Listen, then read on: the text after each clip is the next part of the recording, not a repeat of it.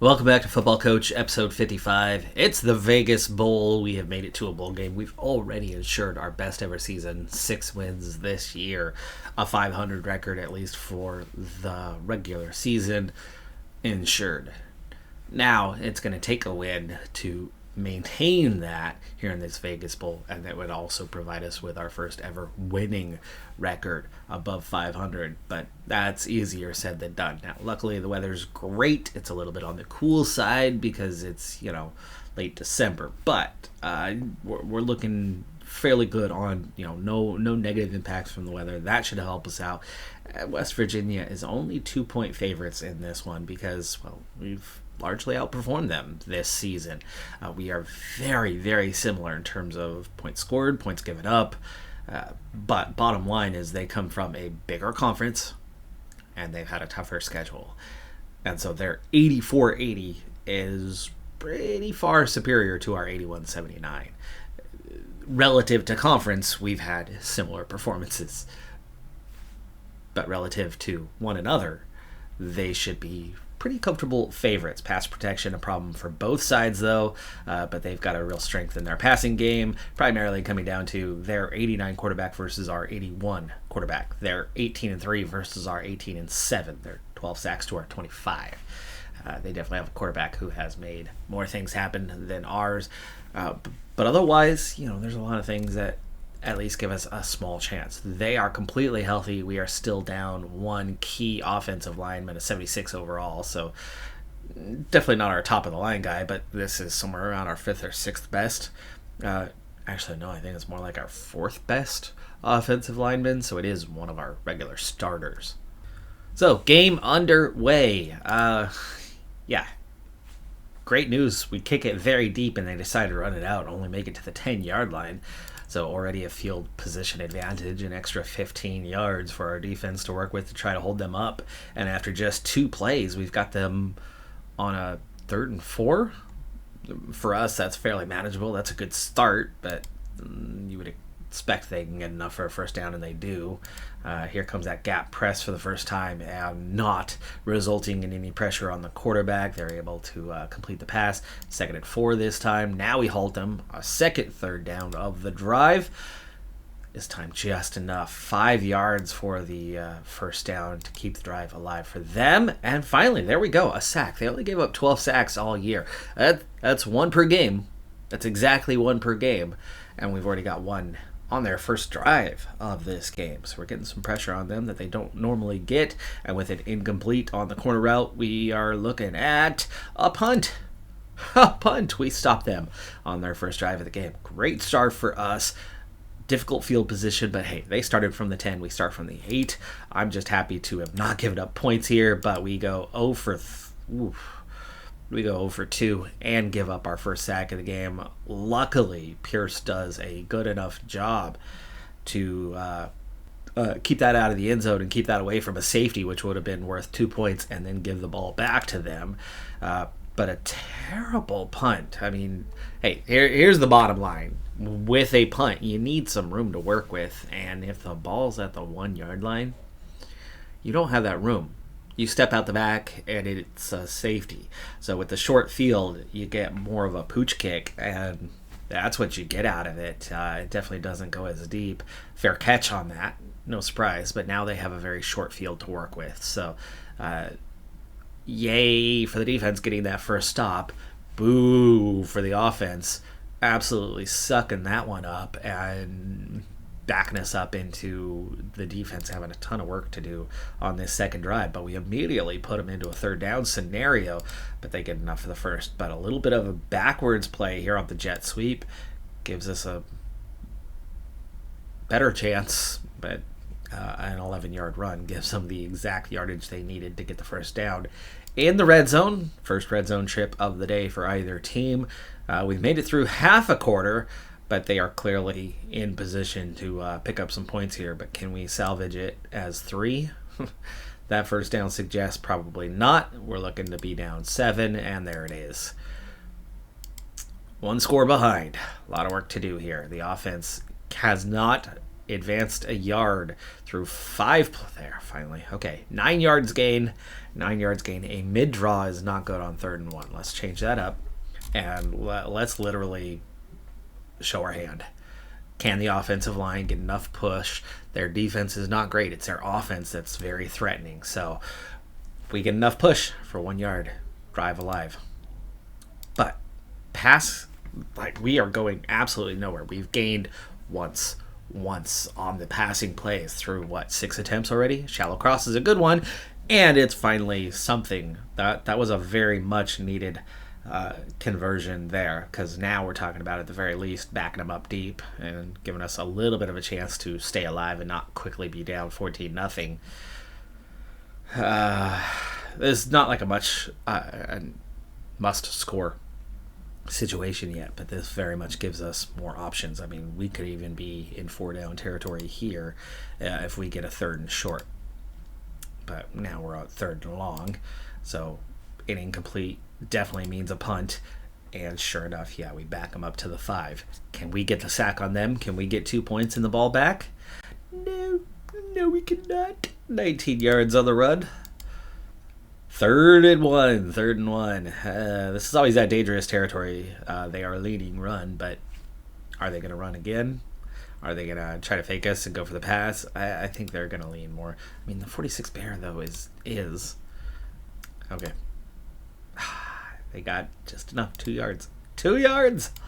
But a first down's a first down. And 48 yards is a lot more than that. This is what our day is going to be like. I think we're going to lose this one by a lot more than 2 points! It's a fumble! It's a fumble. Their running back, Drake Paw.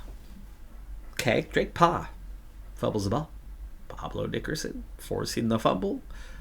Fellow D lineman Hunter Huggins. Bring it in, bud. Bring it in. Returned it for 16 yards to the 21, giving us okay field position, getting us off of our own end zone, and our chances in this game remain alive for the moment. 9 yards on first down. A first down on second, and Hector Ellis. Ellis back from injury? No. Was Ellis the one that remained healthy? There was 2 guys that are both at 84. Ellis being one of them. One of them has been injured for a while and is back to healthy. Finally, no good. Cornerback hit him after the catch, and he dropped the ball. And now they've got that short field position once again. And now it is 14-0. Now we're in must-score territory. And it's 3rd and 9. Let's not go with the tight end attack. Let's try something different. Slot outs gives you a definite option.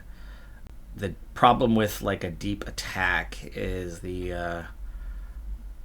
can't get the offensive line doesn't seem to hold out long enough for something actually deep.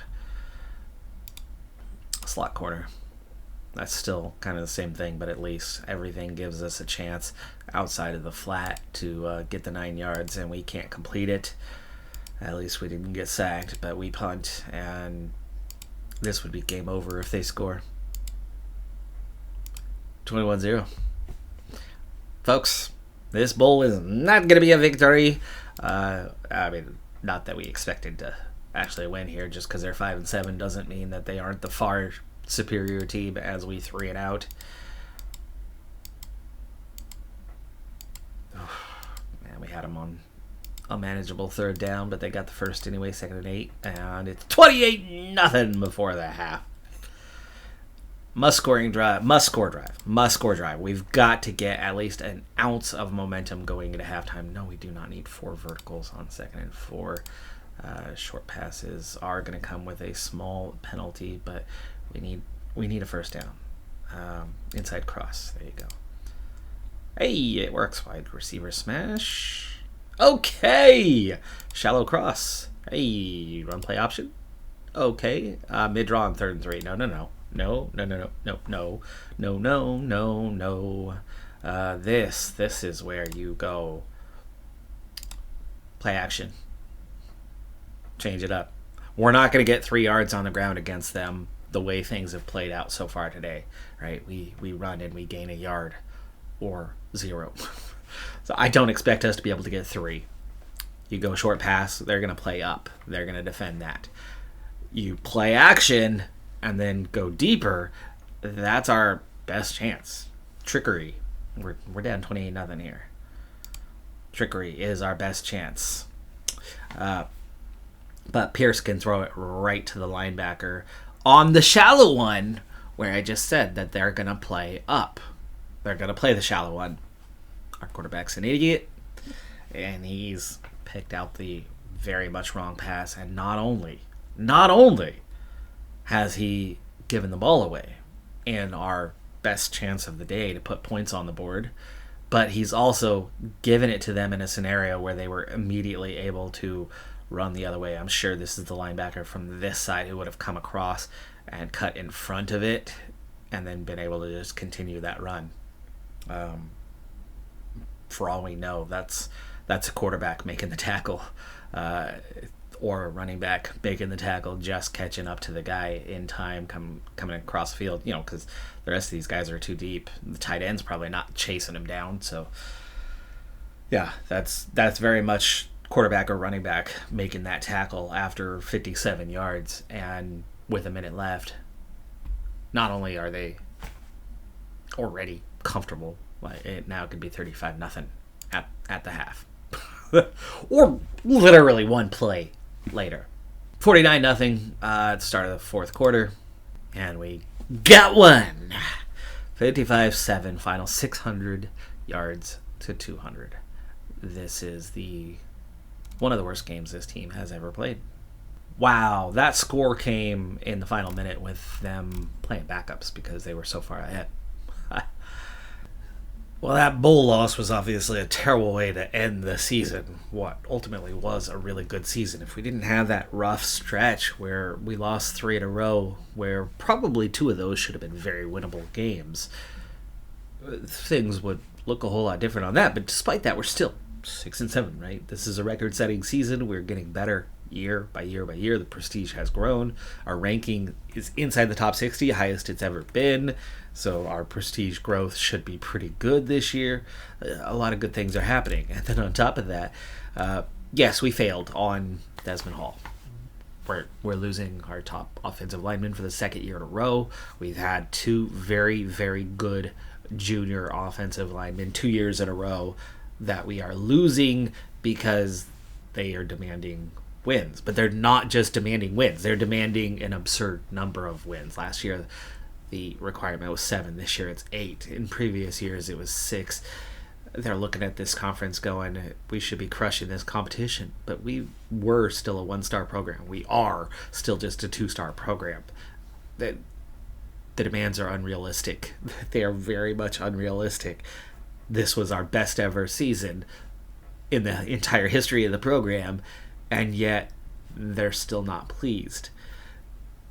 They knew what they were stepping into when they signed up for this program. Regardless, 1 missed extra point and just 2 missed field goals this year for Bean, and it will keep him around. But we are going to lose Desmond Hall. Our offensive line is going to be in some serious trouble. But not all doom and gloom. The good news is we did hold Temple below the 265, so we're going to get that $750,000 bonus from one of our donors. The other donor, yeah, a nice cold hard $3 million coming. 91 pancakes. We needed 90 plus. That's plus 91. We did it. Making that bowl game making a big difference for us. And currently 56th in the ranking, but that's going to be before your bowl loss is counted in. Could potentially knock us down a spot or 2. As we go to wrap up the season part and go into the transfer market here shortly, we have 5 commits so far, including a junior college, something we really stayed away from. But a 69 overall D lineman is a pretty good head start in that department, and he's got great durability, which we've really struggled with, especially on the D line where he plays. But we've also picked up Cornerback, we do have our A potential quarterback who's a 66 overall and loyal, so that's a great addition. We also have a good tight end. Not a terrible start, anyway, to recruitment as we head into that transfer market, but I'm not overly thrilled by the group that I have scouted out right now, the guys that I'm hanging on to as the leads at their positions. I do like the safeties that I have targeted right now, and there's at least one other that I'm impressed by. So a few, but it really drops off after that. So fingers crossed that the additional NIL money that we have this year can translate into some transfer signings for us.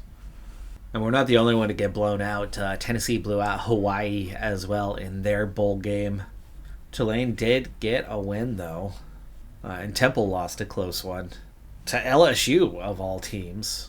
And I think we definitely win the award for worst blowout loss of this bowl season. But we made a bowl game. We'll get there eventually. But in the playoff, it's Auburn over Nebraska, Notre Dame over South Florida comfortably. Michigan State over Washington, and Cincinnati over TCU in a close one. In the quarterfinals, it's Cincinnati over Ohio State in a close one. Clemson over Michigan State in a close one. Oregon, kind of comfortable, but really not much offense on the day, over Notre Dame. And Georgia beating Auburn in the semis. 4 overtimes for Georgia to just eke out the victory against Oregon. And then Clemson beating Cincinnati, ensuring, for the first time by my recollection, that we will have an undefeated champion, as 2 undefeateds make the national championship. Like I said, having 3 of them this year really increased the odds, but Ohio State got knocked off, but you still had 2 teams playing for the national championship, guaranteeing that it would happen. And it does happen. It's Georgia, the number 1 team overall, 24-19 over Clemson for the perfect season. 16-0. And we did drop 1 spot in the final rankings to 57th. We did reach a 6-win season, though, so the athletic director is happy. No change there. Retained coaching staff, the mission, and no change for the fan base either. They seemed only content with our 6-win season as well. But we keep 2 promises, fail in 1, and again, that is so frustrating that we keep getting put into that position for those unrealistic numbers. But with a +3 on the coach integrity, we gained 1 for the year. We're at 60%. But new head coach Bobby Rivera is going to gain a level and pick up 1,800 XP, 1,000 for being under 40, and 829 otherwise. 600 for the 100 per win, the academic bonus we have, the met expectations. He's only got 2 badges. He's not getting a badge this year, though, sadly. He's already got good training. I'm going to leave that as a 7. He needs to recruit better. He is still a key component. If we're going to win any of those battles, the head coach is the one where that matters most. So I'm going to put this point into recruiting, though I'm not going to go crazy with it. I think I do want to get that training up towards 10 here so we can almost guarantee those breakthroughs time and time again. This last season was really good on the breakthroughs. But our coordinators have also leveled up. So that's level 19 for Donovan Cameron, who's now 40, but he picks up 1,400. And that is that last year of that 1,000. So next year you can expect him to get about 400. And that leaves him a long ways off from an additional level, but he's going to get a skill badge here as well. Do we want to put a point? Well, we're fine on offense. It's a 10. I'm not going to change that while he's here. Why would I push that further at this stage, especially when these guys are going to get poached at some stage? I want them to be effective in their other respects. So point into training and let's get a badge. Try to stick to my commitment of improve performance on the field through my coaches, through these badges. So receiver fundamentals is where I want to go because it's something that impacts the entire game, +2 to catching and route running for all skill players. So that's the running backs, tight ends, wide receivers, all picking that bonus up. It's going to make us better offensively, and I like the 4th quarter one, but it's only the 4th quarter, and it's +1 to all offensive attributes. That's a lot of attributes, actually. That is a lot of attributes gained for 25% of the game, where this is just 2 attributes all game. and that's not everybody. That's about half your offense, though. I mean, that is half your offense getting +4 total. There's certainly other offensive attributes, though. They're going to block better. They're going to pass better. They're going to catch better. But it's only for the fourth quarter. Fourth quarter could be important to games, finishing games. I'm going to take it. I'm changing my mind here. Let's have a strong fourth quarter. All right, our defensive coordinator, already 44, so he's not going to gain as rapidly, but he does pick up a level this time. No badge, though. He's already a level 22, and we do need the defensive points for him, so give him the boost there. And here comes Nebraska trying to steal our offensive coordinator away from us. I got that backwards. The team lock does not mean that he's locked to our team for 2 years. It means that we can't fire him for 2 years, but he can leave. And he's already on a good contract. It's going to be hard to justify retaining him here. But we're going to be in real trouble if we're losing our spread pass first guy. There might be a spread pass first option out there, though. So I think we're looking at something really expensive to try to hang on to. $2 million, that's a pretty healthy increase, but that would be acceptable. But let's see what we have for less than $2 million. Can we find anybody else with the spread pass first? We literally have a single option out there. Braden Hodges, who's a level 15, just 38 years of age, only a couple badges. He's definitely a few levels lower. His badges. Offensive line gain +3 blocking on third and long. That's cool. And all skill players get +1 evasion and speed in games. Not bad. What are we losing if we lose Cameron? Short pass plays, route running. That's okay. Recruiting pitches, power back has not really gotten us anywhere. I haven't recruited any power backs, but pass protector. He has certainly helped us there, but maybe that's netted us a single recruit so far. And then the clutch factor that we just assigned him. So we haven't even had it yet. The guy available, though, does have the 7 on play calling. So we would have our 10 points on play calling insured. We would definitely be seeing a drop here, though. -1 in recruiting, -3 in the training. Of course, he was just a 4.5, so it would be -2 from where we've been. And we're only gaining a couple years on keeping this guy in that 40 under range. He's not going to gain very rapidly right now, the way things are going. How much cheaper, though, is... it's a lot cheaper. That is a lot cheaper. We'd be looking at 500,000 versus we're saving over $1.5 million to go with the new guy who's less of a coach. What we spend on NIL and so on.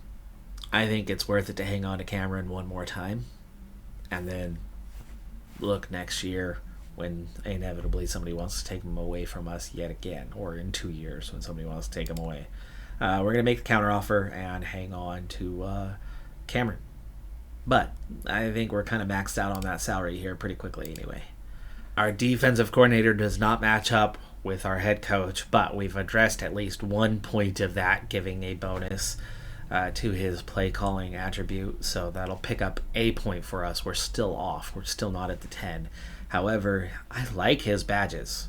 Right, the safety and cornerback developer in particular are very, very helpful for us. Also shortens injuries. Like 3 of those badges are very good. The pass coverage recruiter certainly helps us in recruitment just a bit, and he's got good training. Like, he's got a good distribution of attributes and is just 44. The only guy who has the 3-4 aggressive zone that would match our head coach doesn't have play calling. He does have good distribution of other attributes, but his badges I like, but not the way that I like our current defensive coordinator, the way I like Gentry's, especially the 2 7% development boosts. So handy, so handy. Quality players make an absolute huge difference.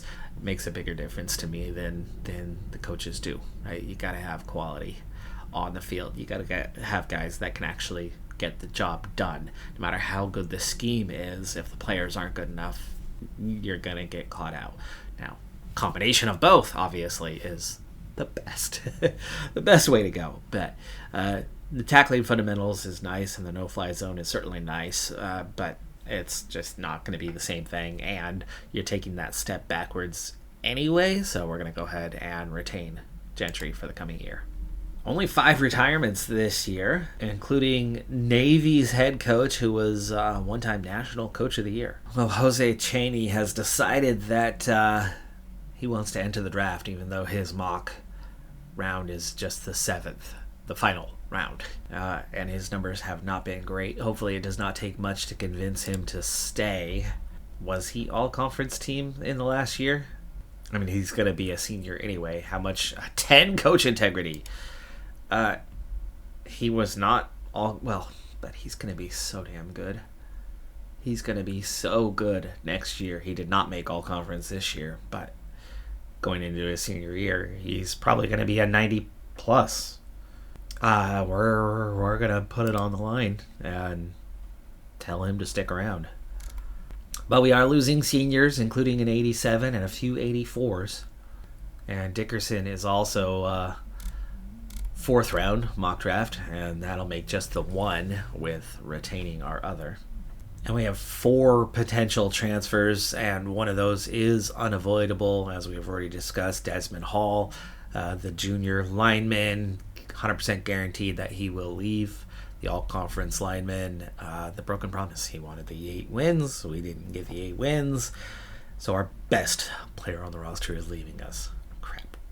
2 playing time promises has ensured us retaining 2 of these guys, but Hall obviously is already out. But we are also going to lose Alexis Hutchins. Hutchins is a 75 overall. He's decent. But he's a redshirt sophomore, so he's going into his junior year.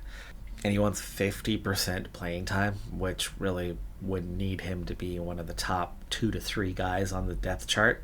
And that's just not him. And he's also lacking a lot of potential compared to everybody around him. This hurts us a little bit. It absolutely hurts our depth at the position. I mean, he very well could develop into an 80 overall for the coming season. Quality. We are losing quality, but I can't guarantee that play time, and I do not want to spend the $1 million+ NIL to keep him around when he's going to be our 5th best receiver in the coming year.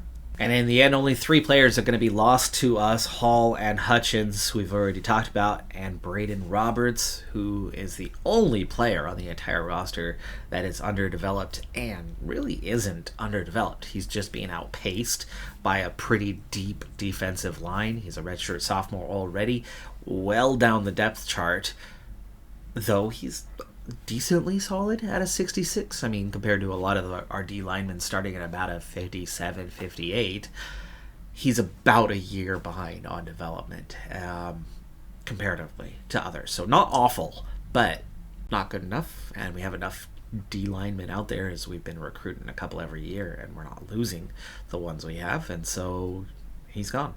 We did have a few scholarships left over from last year, and so with a fairly big senior class, these 3 outgoing guys, I mean, we're all the way down at 65 right now. We have 20 more scholarships remaining. We could be having a class of 25 this year.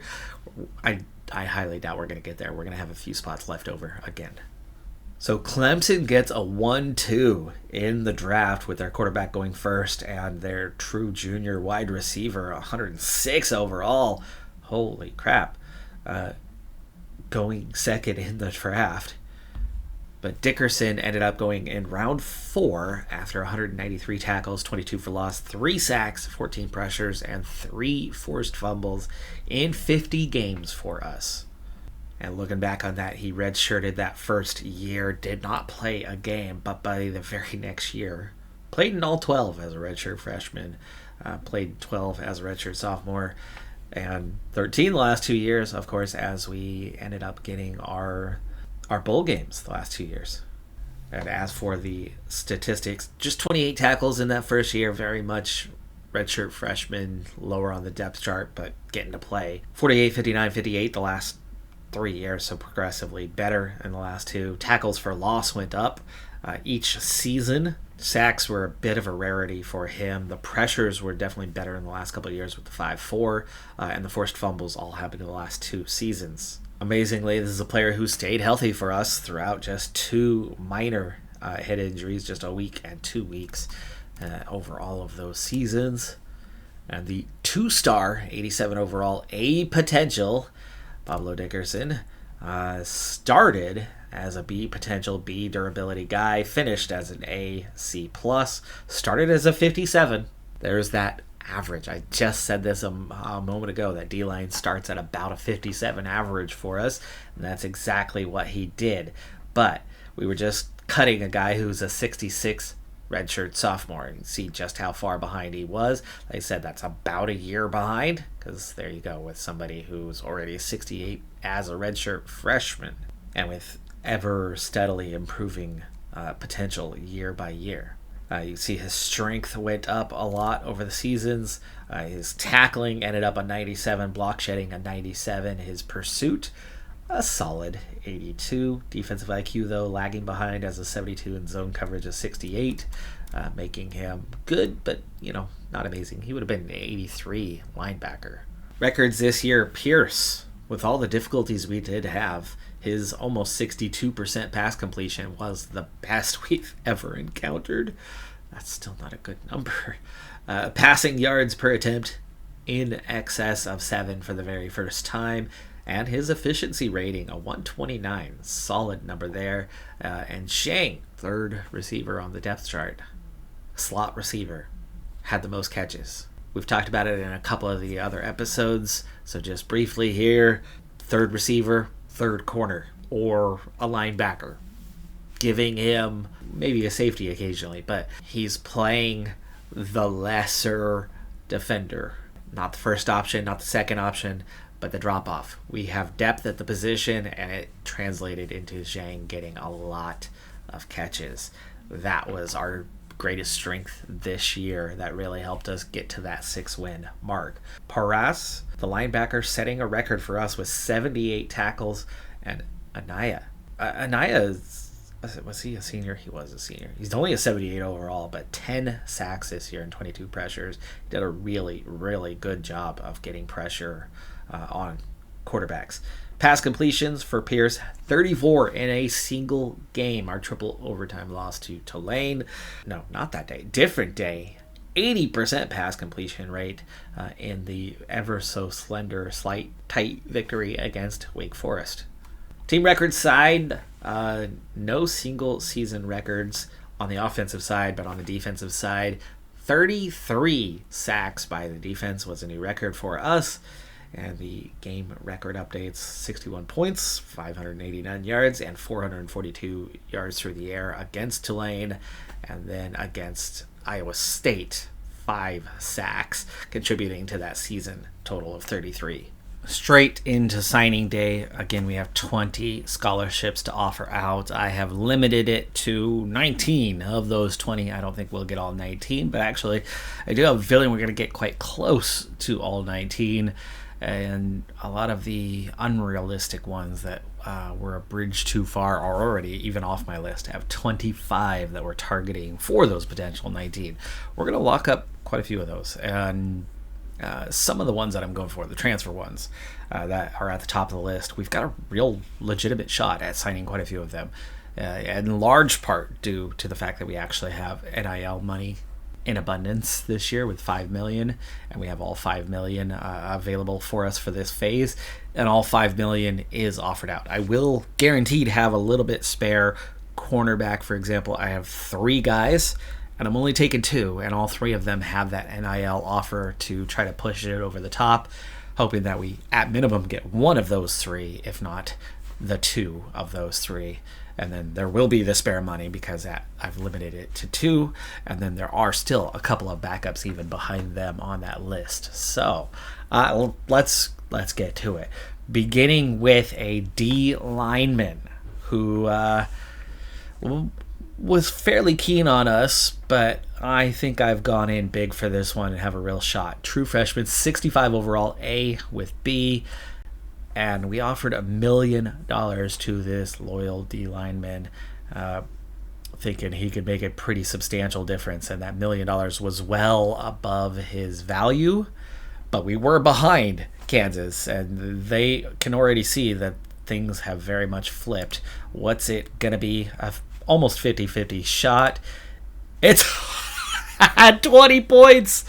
20 points. That worked out perfectly. We gave the exact. They did go up a bit, but we outcashed them. We were quite a ways behind. I can't believe how close that was. What a fantastic job we did to get that deal over the line. And this is what's going to start pushing us to another level. I mean, he's going to be good enough to compete. And I only have a single 3-star guy on our D line. It's one of those positions, that and linebacker, that we've just been getting the scraps, the 2-star, lower down, lower starting. A 65 as a true freshman is way ahead of where we're at with those other guys that we've been bringing in that are about a 57, 58, maybe a 59 high schooler. He's well beyond that, just 1 year on. Next up is the 3 cornerbacks, the battle. We're looking to accept 2. They've got us favored for a couple of them. They've got UCF ahead of us. This is the one I really want, as it's a 4-star true freshman who's already a 79 with A+. We have a lot of cornerbacks that graduated this year, and so we very much have openings for starters. I have quality coming through the pipeline, but this is one of those worrying years where the starters aren't necessarily there. And so this would be a huge acquisition for us if we can get him. We offered well above his value also on the NIL, but we were also trying to cover a gap that had UCF pretty far ahead. I think we might finish second on this one, and I think it's going to be close. 518 is not that close. 518 is not that close. And that's why they bumped up their NIL deal a lot as well. So we got a very good 800 points, but it didn't match the 1100 that they picked up. The gap actually opened up further. We were only 200 behind, but the interest was there for both. I can understand why they would pick UCF over us, though. But that's 1.3 million already back of the 5 million. That was the most expensive offer we had out there. So that leaves us now with the other 2, and the odds say that both could end up going for us. We've got the redshirt freshman who's only a 69. Oh my gosh, he's 10 points worse, but he's an A-. For cornerback to be 2 years in and still only be a 69 puts him behind where a lot of quarterbacks normally are. We did not go as big on the offer for him, the NIL offer, but he is loyal, and just with the potential and durability that he offers, I felt it was worth it to go after this guy, and we do get him by 158 points over Kansas. They were first going into the signing day, but we were able to push that deal over the line with just a $500K NIL. Good value, $500K. So can we make it 2 from 2? Well, 2 from 3, that is, and get our 2 cornerbacks that we were looking for. This is your instant starter. He's going to be as a senior. So 3-star guy, 76 overall, but he's got the potential and durability to make a good jump to get into the 80s, to give us a starter for 1 year only. But I think we're going to be pretty good on... No, we do not get him. They offered a lot more than we did. So we get one of our 3 favored cornerbacks, that is. So at least we got halfway there. This was the one that I didn't take off the list. That was a clear and obvious failure. The others I had deleted off the list, but we were just way too far behind. And in the end, I didn't even pitch. I don't know why I didn't delete him off the list like I did the others. All right, well, the rest of the list is more approachable targets, and I'm not sure if I have much more in potential NIL stuff happening. We should have a lot of locks. There's going to be a lot of it's just us. So a freshman running back who's a A-. We have a B+ running back to go with him. We have a safety who's an A-. We were number 2 on his list, and the other school, it was Arkansas, and Arkansas has continually outpitched us and kept the pace ahead. We had no one in our coaching staff that knew how to pitch this guy in any meaningful way. He wasn't very interested, even though it was medium low, but it was very high for Arkansas. they just never offered him, and we were always number 2 and always close, but they kept pitching him, and so it was like, are you gonna turn around and offer this guy on the last day? Well, lucky for us, they didn't, because this was very much a safety that I wanted to get, because he's an A-, high quality. We're going to get our first wide receiver, a B+. Our second wide receiver, Rutgers, did come in, but we had a huge advantage, 5,000 points ahead. My estimation had us 4,000 ahead, so we were quite a bit further beyond that. We pitched him for a good half the season with his B- and B+ durability. Pitched him for a good half the season. He's only a 62 overall, but we stopped pitching him a long time ago. But Rutgers came in kind of late. It looks like whoever they were going for didn't happen, and so they joined the party super late and did give an offer, but we were miles ahead.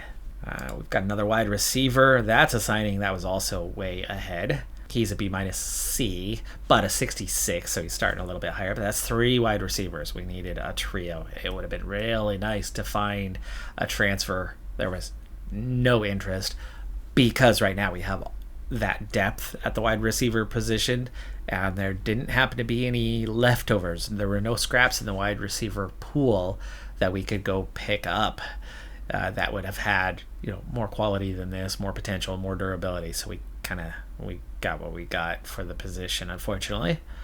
We definitely don't have as much depth next year, as we did graduate some of those guys, but we should still have a good receiving core. We're going to get our backup cornerback with a B-B. I needed an offensive lineman. It looks like Tulsa did offer in the end. They had not offered all season. This guy was one of those day one 25%ers interested in our school that I added to the list day one. He's been there ever since. So he's a 72 overall with C-. We're not talking about anything quality here, but as we've noted so many times before, offensive line is just a struggle. It is a battle because there's so many positions that you need to fill on your roster, and so there's so much competition, all that overlap for the guys. And so finding one in this year of pure desperation where we have no quality left at offensive line. Remember, back-to-back years we've lost a non-senior who was all conference, fantastic, but demanding wins. Bringing in somebody who will probably just play his 2 years and then off he goes, just being one of those 4th, 5th starters for the pair of years. But we need to kind of fill that gap for now. But Tulsa did come in on the final day. They had not been there, and they had been ahead of us. We were chasing them by a few hundred points with no good pitches for this guy all along. I've pitched him many, many times, and Tulsa has not. They've really just sat with him on their list, and that was still outpacing our pitiful attempts to recruit, but we get him by 500 in the end. They just offered, we just offered, but both sides pitched, and we managed to outpace. They did a visit. That was about it. That was actually, I think that was when they kind of jumped ahead of us, but they had the medium high, we had the medium low, and we just could not ever keep pace with them. So I'm glad we were able to get him. That's somebody instantly into the starting lineup, and not for 4 games. He's going to play it all next season. But there's our second safety and a D lineman that Rutgers did not offer. And then here we get into the craziness of these are the guys we're not going to get, that were 3,000 ahead that I pitched in week 1 for the transfer market and offered, going, please, oh please, I think we have a chance. But then somebody came in and great pitches, offers, NILs, and then all of a sudden we're 1,500 points ahead when we were showing that we would be very competitive with them. And then it turned out we weren't. So, they never got anything besides a week 1 off-season pitch. But we do have some guys that are locked in down here, so meaning we might actually get to that 19 here. We really might get to that 19. But what do we have with offensive line? Okay. This was a big one for me. We're kind of getting into the offensive line sequence. They were the last ones that I went back and sorted out and looked through. It's a redshirt freshman. He's only a 63 overall, but it's A+ potential, B- durability, and there was a big NIL offer involved in trying to push this guy ahead. And because he had low NIL value, but really cared about it, overpaying the NIL was going to be a massive boost to the points, enough so that we win by 300 with a 600K offer over their 300K offer. And that was it. That was the difference. Now, it looks like I may have been able to get away with 500K to get that over the line, but we're talking about 200 to 300, or actually I think it was right about 300 for each 100,000. I mean, divide this out by 6, that's 1,800 of the points right there. So very close to 300 points for each 100K.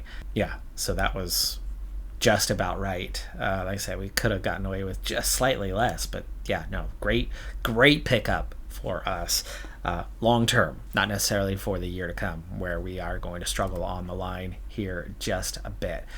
This was the other one that I was looking at USC and Stanford as the two competitors, but neither one of them were overly keen on this guy, and our really good tight end was graduating, and what we had behind him has not developed particularly well.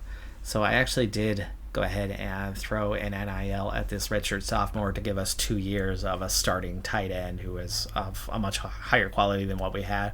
I've seen over the last few years with a good tight end, they were being pretty effective for us. They were helping us out a fair bit. So for this one, we just beat USC and Stanford to a signing, and we underdid the NIL comparatively with them.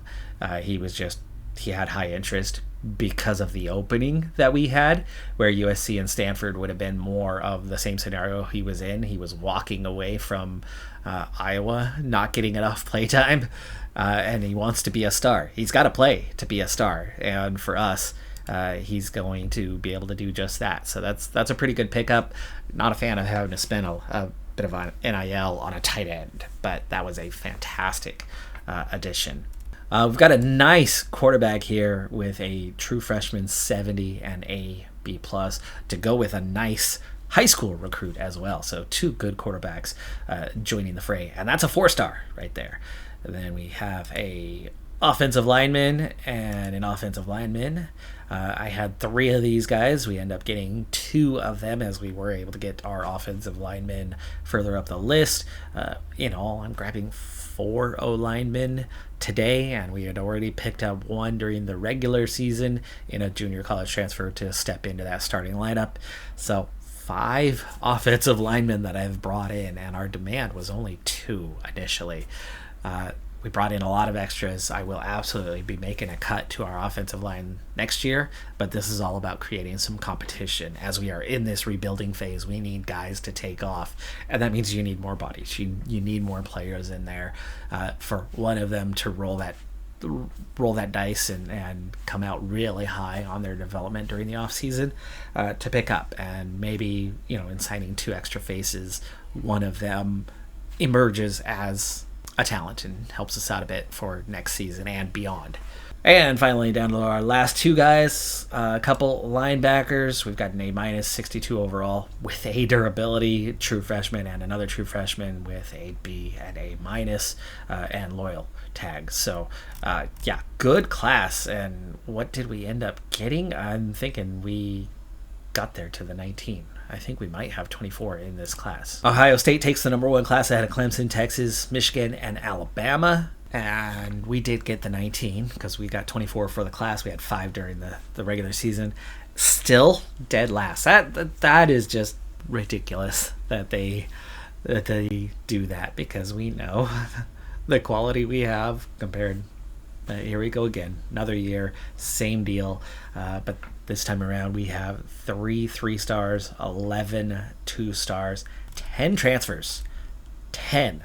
That is a record-setting year for me, with 10 transfers coming in, almost all of those freshmen. Despite no new out-of-conference earnings this year, we did still end up having a pretty good year on the earnings front, as we got the $1 million for the Tier 3 Bowl participation, and we got the 3.75 million bonus from the boosters, giving us 18.75 million overall. We should at least break even on the finances this year, or at least that's the hope. We picked up a very, very solid near 1,000 points in prestige, and you can see that the gap from 1 to 2, we've more than covered the gap from 1 to 2, but we were only just inside 2, and the gap from 2 to 3 is larger, so we don't quite make it to level 3 for prestige, but pretty close. Another decent year, another 6 wins or so next year, and we should easily hit prestige level 3.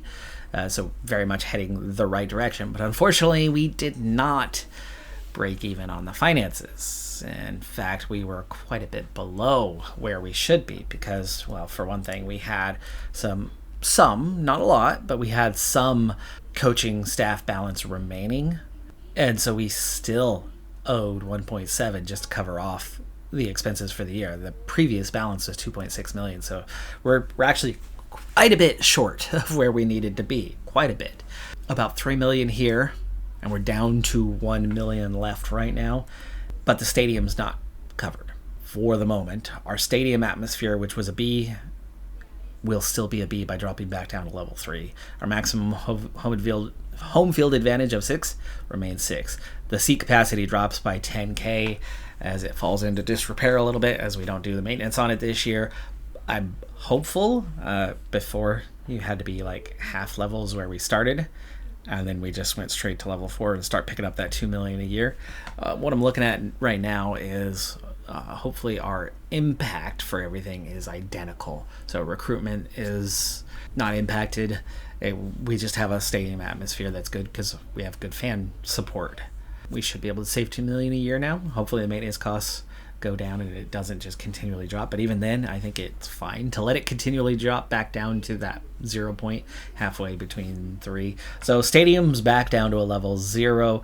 That means we're going to drop back down to 25, but we have 1 million left, and I definitely want to put that into that coaching staff, so we at least have 1 million for the balance. We're losing 1.5 million here and the stadium bonus, so yeah, that's a $3.5 million